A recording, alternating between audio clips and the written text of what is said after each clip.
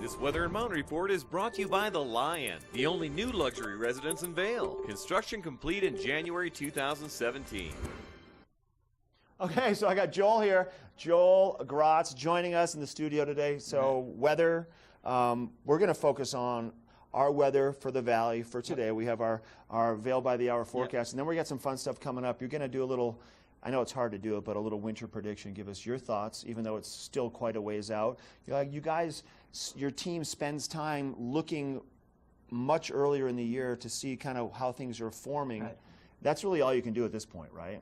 That's right. We'll get to that. Absolutely. See, we're going to get to it. Yeah, we'll get to that. He's teasing. Yeah, I'm teasing. This is called a tease. Right. It's a party on the weather wall. Here you go. This is all you. Tell us about what you see happening in the Vail today. So it's a perfect day in the Vail Valley today and even on Friday, and we'll talk about the weekend coming up. Cool start, 70s during the day, blue skies. It does not get any better than this.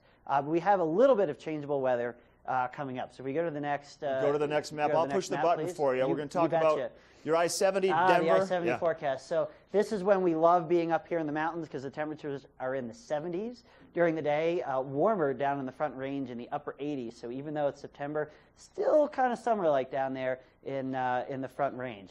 But we have a little bit of a change coming up this weekend. There's going to be a cold front that pushes through the Front Range and the eastern mountains on Saturday. And so if we go to the next shot, this is a shot of you. What we might see, yeah, it's a shot of me. Look at that so guy. This was actually in Boulder on Mount Sanitas about a week ago, just above the clouds. So we have low clouds below us, and that might be a sight that you could see on Saturday morning. We're going to have some moisture push up along the eastern range of Colorado, and so if you're there maybe above about 10,000 feet, you might actually see some low clouds, like this vantage point. You'll be looking down on the clouds if you go hiking early on Saturday morning, kind of closer to the Front Range. So that's always a fun thing. And that's just a normal thing that happens potentially at any given day, right? There's no... Well, we have to, I mean, there's a forecast usually for a cold front and extra moisture that comes in. Okay, what do we got coming up? So coming up, again, perfect day on Friday, perfect day on Saturday.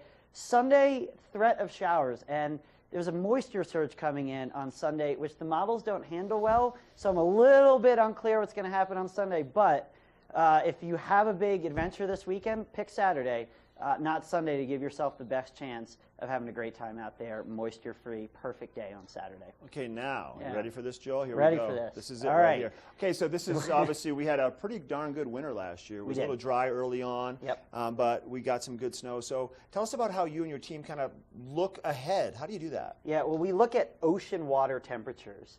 And that is how we figure out what the weather pattern might be. So you think about a swimming pool, it doesn't change temperature very quickly. If it's cold, it stays cold. If it's warm, it kind of stays warm for a while. Same thing with the oceans. So we can figure out the ocean temperatures much further ahead in time because they don't change very rapidly.